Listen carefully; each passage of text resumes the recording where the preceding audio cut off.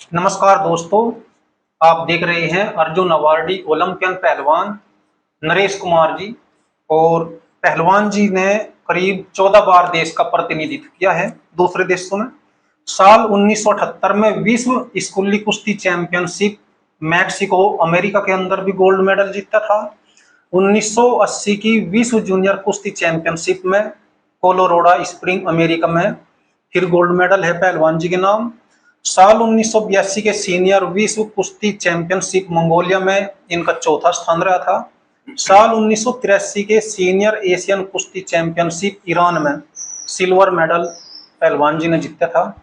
और साल 1985 के साउथ एशियन गेम्स ढाका में भी गोल्ड मेडल प्राप्त किया था। 1986 के एशियन गेम्स सियोल में भारत का प्रतिनिधित्व किया था। साल 1988 के ओलंपिक गेम्स सियोल में फिर भारत का प्रतिनिधित्व किया। 1989 के सीनियर कॉमनवेल्थ कुश्ती चैंपियनशिप माल्टा में गोल्ड मेडल इन्होंने अपने नाम किया था। और जिन मुख्य पहलवानों को हराया है पहलवान जी ने, उनमें एशियन गोल्ड मेडल विजेता हरियाणा केसरी राजेंद्र सिंह को हराया है, अंतर्राष्ट्रीय पहलवान श्रवण सिंह को, अंतर्राष्ट्रीय पहलवान सुखबीर सिंह को, अंतर्राष्ट्रीय पहलवान मुख्तियार सिंह मुखी पंजाब के थे जो उनको, एशिया के सिल्वर मेडल विजेता राम आश्रे जी को, अंतर्राष्ट्रीय पहलवान पन्नालाल यादव जी को, अंतर्राष्ट्रीय पहलवान राजेंद्र प्रसाद जी को, अंतर्राष्ट्रीय पहलवान कुलदीप सिंह को, अंतर्राष्ट्रीय पहलवान तेजवीर सिंह जी को, और महाराष्ट्र केसरी राव साहब मगर उनको हराया है। महाराष्ट्र केसरी अशोक नागराले को, और जी प्रहलाद सिंह दिल्ली के जो पहलवान रहे हैं उनको, उत्तर प्रदेश केसरी भौरिक प्रसाद को, उत्तर प्रदेश केसरी प्रताप सिंह को, हरियाणा केसरी सुनील सिंह को, अंतर्राष्ट्रीय पहलवान राजकुमार सिंह को, और अनेकों पहलवानों के साथ बराबर भी रहे। तो अब पहलवान जी से बात करते हैं आगे की। तो पहलवान जी, जब आप ओलंपिक में गए थे तो साल 1900 कौन से में गए थे जी? 1988 में 1988 में गए थे। तो मतलब क्या सोच करके गए थे जब यहाँ से गए ओलंपिक के लिए? रविंदर भाई, ऐसा था कि हम सोच के तो यही गए थे कि मेडल जीत के लाएं। हाँ जी। लेकिन हमारी एक मजबूरी थी हम्म। कि यहाँ पर हम जो प्रैक्टिस करते थे वो मिट्टी के अंदर करते थे। अच्छा जी। और सिर्फ ओलंपिक से एक महीना पहले हमारा कैंप पटियाला में लगा था। अच्छा, ये पंजाब में? हाँ, पंजाब में। उसमें सिर्फ एक महीना मैट के ऊपर प्रैक्टिस की थी और फिर सीधे ओलंपिक में चले गए। अच्छा, ये एक महीना प्रैक्टिस? एक महीना मैट के ऊपर प्रैक्टिस हुई थी। तो वहां पर वैसे 2 राउंड निकाले मैंने। मेरी ओलंपिक में 9वीं पोजीशन आई थी। अच्छा। हाँ, लेकिन जो सोच थी हमारी मेडल जीतने की, वो मेडल नहीं जीत सके। अच्छा, वहां पे चकाचौंध बहुत ज्यादा होगी जी ओलंपिक गेम्स। देखो, सबसे बड़ा वर्ल्ड का सबसे बड़ा गेम्स होता है। और उस चकाचौंध तो होती है बिल्कुल। उस समय पे जब आप गए जी तो कौन कौन थे आपके साथ में और पहलवान यहाँ से? अच्छा, उसमें पंजाब के करतार पहलवान जी थे और सुभाष पहलवान थे साथ में। सत्यवान पहलवान थे 68 किलो के। और कुलदीप थे रेलवे के ही। और एक विनोद कुमार थे। अच्छा, ये भी दिल्ली वाले। अच्छा जी। हाँ, वे हमारे साथ, हम 7 पहलवान थे टोटल। ये विनोद भी दिल्ली गुरु हनुमान अखाड़े का ही था या दूसरे? गुरु हनुमान अखाड़े का था, फिर ये बाद में चला गया था। अच्छा। गुरु हनुमान के शिष्य थे वेद प्रकाश देशु में थे। ये उनके पास चले गए थे। अच्छा, वेद प्रकाश जी। हाँ। जो मतलब कुश्तियां हुई जी आपकी, मतलब जो आपके जीवन काल में जो आपने कुश्तियां लड़ी, तो उनमें सबसे ऐतिहासिक कुश्ती कौन सी मानो जी आप? सबसे ऐतिहासिक तो खैर बहुत हुई दुनिया भर की। पर हमारे हरियाणा में क्या था, एक रोहतक के पास भालोठ गांव था। अच्छा। तो वहाँ ये सोचते थे कि भी जो भालोठ दंगल में छुट्टी दे देगा वो बड़ा पहलवान माना जाता था। तो उस दंगल में भी मैंने जाकर छुट्टी दी। और एक मेहर सिंह पहलवान थे मोखरा मदीना के, वहीं रोहतक के पास के। वे मेरे से लड़े थे। हाँ, उस समय उनको ही मैंने चित किया। एक भागी बह रोड में दंगल होया था बहुत भारी। उसमें छुट्टी थी। अच्छा जी। तो उसमें जो है एक लिल्लू पहलवान थे, कैप्टन चांद्रूप के शिष्य, अच्छा जी। तो उनको चित किया। हम्म। और फिर एक बार हम महाराष्ट्र गए थे। मैं, मेरे गांव के ही थे एक महावीर पहलवान, अच्छा जी। जो डीडीए में थे, असिस्टेंट डायरेक्टर से रिटायर हुए अभी, और एक फोनी पहलवान थे, वो बीएसएफ से इंस्पेक्टर से उन्होंने वीआरएस ले लिया। अच्छा। तो हम तीनों वहां पर गए थे। तो महाराष्ट्र के दंगल हम लड़ते थे। अच्छा। तो 2-3 दंगलों में लड़े, वो वहां के लड़े पहलवान, वो मैंने उनको हरा लिया। फिर हमारी आदत होती थी कि हम ऐसे उंगली घुमा देते थे कि अभी छुट्टी दे रहे हैं, कोई भी पहलवान हमारे से लड़ सकता है। तो वो कहने लगे आप उंगली मत घुमाओ। मगा भाई क्यों? हमारे हरियाणा में तो ऐसे ही चलता है। तो मगा आप किसी को भी ले आओ, उसी से हम कुश्ती लड़ेंगे। तो वो बोले कि आप हमारे उसको, इसका मतलब तो युवराज पाटिल से भी चैलेंज कर रहे हो। मैं बोले हाँ बिल्कुल, युवराज पाटिल को ले आओ, उसी से तो लड़ना चाहते हैं। वो बोले कि नहीं, हमारा एक पहलवान है अभी बनाया है महाराष्ट्र केसरी, अशोक नागराले। अच्छा जी। आप पहले उससे लड़ो, फिर युवराज से करवाएंगे आपकी। तो वो फिर अगले दंगल में बड़ा रोटाइजमेंट होया, लाखों की पब्लिक थी, उसको अशोक नागराले को लेकर आए। अच्छा, जो महाराष्ट्र केसरी था। हाँ, उस पहलवान को मैंने 8 मिनट के अंदर ही चित कर लिया। अच्छा जी। और फिर उनसे कहा, मेरे साथी थे महावीर पोन्नी, हमने कि भी अब युवराज पाटिल को भी लेके आओ। लेकिन वो अपने वादे पे खरे नहीं उतरे। अच्छा। युवराज पहलवान से उन्होंने हमारी कुश्ती नहीं होने दी। ये सीनियर होगा वैसे युवराज पाटिल जी उम्र में? थोड़ा सीनियर था। अच्छा। हाँ, ये 4-5 साल बड़ा था, लेकिन उस टाइम पे करता था ये कुश्ती। हाँ। इसके बाद में जी जो मतलब दूसरे देशों में लड़े, इसमें एशिया चैंपियनशिप में भी लड़े जी? हाँ, 1983 में मैं एशिया चैंपियनशिप में ईरान में लड़ा, और उसमें मैंने सिल्वर मेडल जीता। अच्छा। हाँ, और कॉमनवेल्थ चैंपियनशिप का माल्टा में गोल्ड मेडल जीता। हाँ, सेफ गेम का भी गोल्ड जीता। इसमें जैसा पाकिस्तान में गए थे आप, तो पाकिस्तान में कौन से सन में गए थे जी, जब 4-5 शहरों में कुश्ती हुई आपकी? 1984 में गए थे हम। अच्छा। तो उस टाइम पे हमारे जो है Indian railway versus Pakistan railway, अच्छा, इनके बीच में कुश्ती हुई थी। और मेरी 5 अलग अलग शहरों में, लाहौर, कराची, इस्लामाबाद वगैरह में, 5 शहरों में कुश्ती हुई थी। और मैं 5 कुश्ती जो है पाकिस्तान के पहलवानों को हरा के जीता था। उस महासी के सबसे ज्यादा टक्कर कौन से पहलवान ने दी जी पाकिस्तान की? पाकिस्तान का एक, उसको भोला भोला पहलवान कहते थे। अच्छा। हाँ, उससे अच्छी मेरी फाइट हुई थी। बाकी को तो मैंने जल्दी हरा लिया था। अच्छा। इसमें जो जैसा कुश्ती थी, तो कुश्ती में आपका दांव कौन सा था जिसको मतलब वो मतलब ज्यादा प्रयोग करो थे? वैसे तो 3-4 दाव थे मेरे। एक निकाल भी मैं मारता था, धोबी पाट भी, लेकिन एक लकड़ भग्गा दाव था, वो बड़ा मेरा फेमस था। अच्छा, उसको ज्यादा प्रयोग करो? हाँ, बिल्कुल। ये मतलब इसका अभ्यास इन्होंने रामधन ने सिखाया होगा जी? हाँ, रामधन पहलवान जी सिखाते थे दाव पेंच वगैरह, तो वहीं पर जो है प्रैक्टिस करते थे दाव की भी। फिर उसके बाद वो सीखते सीखते ना कोई कोई दाव ऐसा हो जाके उसमें ज्यादा आसानी दिखती होगी कि हाँ, बिल्कुल, इस लकड़ वगैरह दाव की जो बड़ी आसानी दी। अच्छा। रोहिंदर भाई, शुरू से ही ऐसा था कि जो है मेरे नाम एक रिकॉर्ड भी रहा है कि जैसे 1979 में जबलपुर कैडेट का नेशनल हुआ था। तो उसमें मैं फर्स्ट आया। अच्छा। फिर लगातार जो है सब जूनियर का होया अगले साल रोहतक में 1980 में। अच्छा। तो उसमें भी एक वहीं के बालोट गांव के पहलवान थे फूल, उस बड़े अच्छे पहलवान थे, उनको हरा के मैं जो है सब जूनियर में फर्स्ट आया। उससे अगले साल थे 1981 में अजमेर में जूनियर में, मैं वहां पर फर्स्ट आया। अच्छा। फिर मैं 1981 में ही उसी ब्याह पे नौकरी लग गया।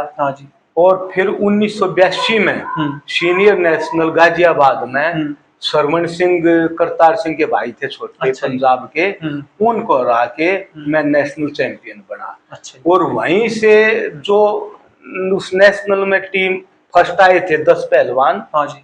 पहले 10 वेट ही होते थे, तो हमारे को सीधे मंगोलिया वर्ल्ड चैंपियनशिप में भेजा गया था। अच्छा जी। वहां पर मेरा जो है चौथा स्थान आया था। अच्छा जी, मंगोलिया। मंगोलिया में। रेलवे में मतलब आपको कौन सी उसमें मिल गई थी नौकरी, कौन से सन में? मेरे को 1981 में रेलवे में नौकरी मिली अच्छा थी। जी। वो पोस्ट क्या थी जी उस समय जब मिली? उस टाइम पर तो असिस्टेंट ग्रेड वो यूडीसी वाला ही मिला था। अच्छा जी। और मतलब कितने प्रमोशन मिले जी फिर आपको? मेरे को फिर 6 प्रमोशन मिले। उसमें एक नियम होता है भाई, नेशनल में ऐसे फर्स्ट आ जाओ, पोजीशन आ जाए तो प्रमोशन। 6 प्रमोशन मिले। और मैं senior sports officer as a class 1 gazetted post से फिर रिटायर हुआ। अच्छा जी। हाँ, और उसी दौरान जो है 2003 में से 2022 नवंबर में मैं रिटायर होया था। हाँ जी। उसमें मेरे को भर्ती करने की पावर भी रही। अच्छा। जिसमें सुशील पेनवाल को भी मैंने 2004 में भर्ती किया। हाँ, और उसको मट्टल पहलवान थे वो, अच्छा, ये धर्मेंद्र दलाल, उनको भी मैंने भर्ती किया। और रवि दहिया जो ओलंपिक से मेडल लेकर आए, उनको भी किया। और अमन सहरावत को भी मैं जब रिटायरमेंट से 2 महीने पहले ही अमन सहरावत को भी मैंने भर्ती किया। अच्छा। और दुनिया मतलब बहुत पहलवान भर्ती किए। और दूसरे गेमों के भी मैंने बहुत खिलाड़ी रेलवे में, नॉर्दर्न रेलवे स्पोर्ट्स एसोसिएशन का मैं इंचार्ज था। और बहुत खिलाड़ियों को वहां पर भर्ती किया। जी। आपसे पहले ये थे, फिर ये जी दिसंबर जी और रोशन जी और दिसंबर जी थे दोनों। अच्छा। ये भी बहुत अच्छे जो है ना, दिसंबर पहलवान अच्छे पहलवान भी हुए। हाँ जी। और दोनों अच्छे कोच थे। और इन्होंने भी रेलवे में अपना बहुत योगदान दिया। बहुत योगदान दिया। आपने कुश्ती संघ के साथ भी कराया ना जी काम? मैं WFI में तो नहीं रहा, लेकिन मैं as a government observer chief selector रहा इंडिया टीम का 7 साल तक। 2008 में मैं गवर्नमेंट ऑब्जर्वर बनाया था। KPS गिल थे जो खेल मंत्री, उन्होंने मेरे को बनाया था। अच्छा। तो उस टाइम पे मंडेर साहब प्रेसिडेंट थे। और फिर उसी टाइम पर 2008 में मेरी उसमें देख रेख में जब मैं गवर्नमेंट ऑब्जर्वर था, सुशील पहलवान का ओलंपिक में मेडल आया।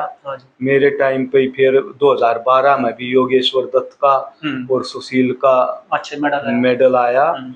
और अच्छी मतलब जो है परफॉर्मेंस उस टाइम पे खिलाड़ियों की रही। इनके ब्रजभूषण जी के साथ भी किया ना जी काम आपने? हाँ, फिर उसी दौरान जो है थोड़े टाइम के बाद जो है पहले मंडेर साहब प्रेसिडेंट थे। हाँ जी। करतार सिंह जी जनरल सेक्रेटरी थे। और फिर ब्रजभूषण जी प्रेसिडेंट थे, राज सिंह जी जनरल सेक्रेटरी थे। अच्छा। तो इनके साथ मैंने टोटल मिला के 7 साल काम किया। और बहुत अच्छा अनुभव रहा ब्रजभूषण जी के साथ भी, राज सिंह जी के, करतार जी के, मंडेर साहब के। इन सब के साथ में काम किया मैंने। और वो भी करीब 7 वर्ष के, 7 साल तक। हाँ, बड़ा वो भट्ट है कार्यकाल। एक जैसे जी मान लिया यूपी है, यूपी की बात यदि करें तो यहाँ पर खेल उतना नहीं है जितना हरियाणा में। हरियाणा छोटा राज्य है लेकिन वो बहुत आगे है खेलों में। तो इसके लिए मतलब क्या कदम उठाए जाने चाहिए जिससे मतलब खेल को जो मतलब है एक उन्नति मिले? देखो, अलग हरियाणा में बहुत जो है खेलों के लिए सुविधा दे रखी है। अलग अलग जगह उन्होंने स्पोर्ट्स कॉम्प्लेक्स बना रखे हैं जिसमें सारी सुविधा है। और ये एकेडमी बहुत बना रखी है उन्होंने।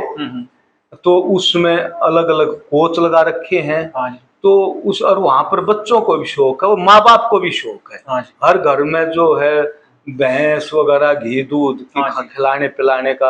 हरियाणा की जो कहावत है कि दूध दही का खाना, ये है हरियाणा। तो वहां पर जो है पूरा इंडिया एक तरफ, आधे में हरियाणा है और आधे में पूरा देश है। और वहां पर खिलाड़ियों को खूब प्रोत्साहन भी खूब मिलता है। देखो, ओलंपिक में मेडल लाने पर 6 करोड़, 4 करोड़, 3 करोड़, एशिया में और कॉमनवेल्थ में, नेशनल में भी जाओगे जब भी आप प्रोत्साहन करेंगे। और उसी हिसाब से उन्होंने सर्विस का भी वो कर रखा है। हर उसको जो अच्छे खिलाड़ियों को उसी ब्याह पे जो अच्छी परफॉर्मेंस देता है उसे उसको ऐसी नौकरी। डीएसपी की नौकरी देते हैं क्लास 1 की, हाँ। और नहीं तो किसी को सब इंस्पेक्टर इंस्पेक्टर इस तरह से उन्होंने अपने प्रोग्राम सेट कर रखे हैं। और यूपी में भी जो है इस तरह के अगर वो सेटल करें, हाँ जी, अच्छी अच्छी एकेडमी बनाए, स्पोर्ट्स हाँ जी। कॉम्प्लेक्स बनाए, हाँ जी, स्टेडियम हो जी। स्टेडियम वगैरह बढ़िया हो, तो उत्तर प्रदेश के भी खिलाड़ी कोई कम नहीं है, वे भी अच्छी प्रगति कर सकते हैं। हरियाणा में तो ये मान के चलो कम से कम हर गांव में खेल मैदान तो होगा ही जी। हर जब- गांव है में जी। खेल मैदान तो है ही है, हाँ। अखाड़े हैं हाँ जी, वहां से, क्योंकि पहलवान सारे ज्यादातर वहीं से हाँ जी, निकलते हैं। और पुराने पहलवान का इतिहास उठाओ, हाँ मास्टर जी, चंद्रीराम, हाँ जी, बिल्लाराम, सब रामधन पहलवान हाँ जी। सब हरियाणा से थे। बिल्कुल। और जब भी गांव स्तर पे, यहाँ यूपी में तो यदि बात करें ना जी, तो खेल का मैदान तक नहीं है गांव स्तर पे, तो फिर रिजल्ट कहाँ से आवे जी? हाँ, तो हाँ वही जी, दिक्कत है हाँ जी, कि अभी खैर प्रोग्रेस तो बहुत हो हाँ रही जी। है, लेकिन फिर भी जो है और गांव देहात की तरफ ध्यान देने की जरूरत है।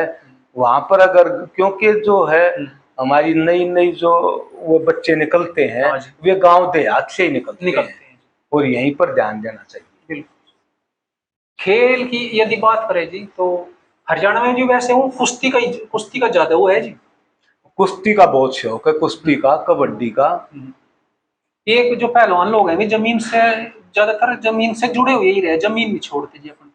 बिल्कुल है कि बिल्कुल नहीं जी? बिल्कुल, जमीन से दूसरे जुड़े लोग हैं हुए ना जो हैं। वे छोड़ कर रहने लगे कहीं दूर, हाँ, ना उसमें ना ना, संपर्क उसी टूट से गया। लगे रहते हैं, लेकिन वे एक तरह से बिल्कुल जमीन स्तर पर ही रहे। उसी पर रहते हैं। हाँ जी। बिल्कुल बिल्कुल। आपका गांव कौन सा है पहलवान जी? मेरा गांव बवाना है, बवाना जी। और मेरे पिताजी जो है प्रिंसिपल थे, हाँ जी। और हम 5 बहन भाई हैं। अच्छा जी। तीनों से बहन मेरी जो है एमसीडी में प्रिंसिपल हैं, अच्छा जी। और एक तो अब रिटायर होगी, और बड़े भाई हैं वो डिप्टी डायरेक्टर से दिल्ली एडमिनिस्ट्रेशन से रिटायर हुए हैं, अच्छा जी। और मैं रेलवे से एज ए क्लास 1 रिटायर हुआ हूँ। रिटायर हुए। आप कौन से नंबर के है जी? मैं, एक बहन एक भाई बड़े हैं, अच्छा। मैं बीच का, तीसरे नंबर हाँ, की। 2 बहन छोटी हैं। इसमें जो मतलब कुश्तियां लड़ते थे जी आप, तो कई बार ऐसा भी होगा जैसे आपके साथ मतलब सतपाल जी की भी हुई हो वहीं पर और आपकी भी हुई हो? हाँ, यहाँ पर 1982 के गाजियाबाद नेशनल में सतपाल जी भी लड़ रहे थे। अच्छा जी। और मैं भी लड़ रहा था। अच्छा, दोनों और लड़े। उस टाइम पर अखबारों में भी बहुत आया था हम्म।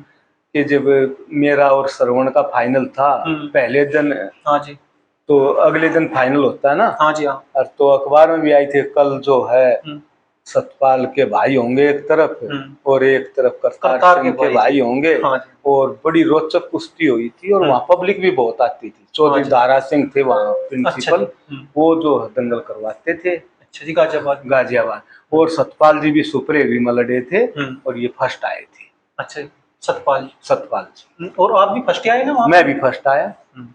हाँ, ये तो बड़ी खबर बनी होगी जिस टाइम पे। हाँ बिल्कुल, एक तरफ करतार सिंह के भाई थे और हाँ, एक तरफ आप। सतपाल के भाई। ऐसी कभी कभी मौके आवे जी ऐसी? हाँ बिल्कुल बिल्कुल। जैसे ये उदय चंद जी बता रहे कि भाई मैं और मेरा छोटा भाई वो हरिराम वो बड़े भाई थे शायद इनकी। हाँ हाँ। तो हम दोनों विश्व चैंपियनशिप में लड़ने के लिए गए थे। दोनों गए थे। हाँ, जब भी अखबार में छपा था कि भाई एक माँ के 2 लाल लड़ गए विश्व चैंपियनशिप। बिल्कुल बिल्कुल।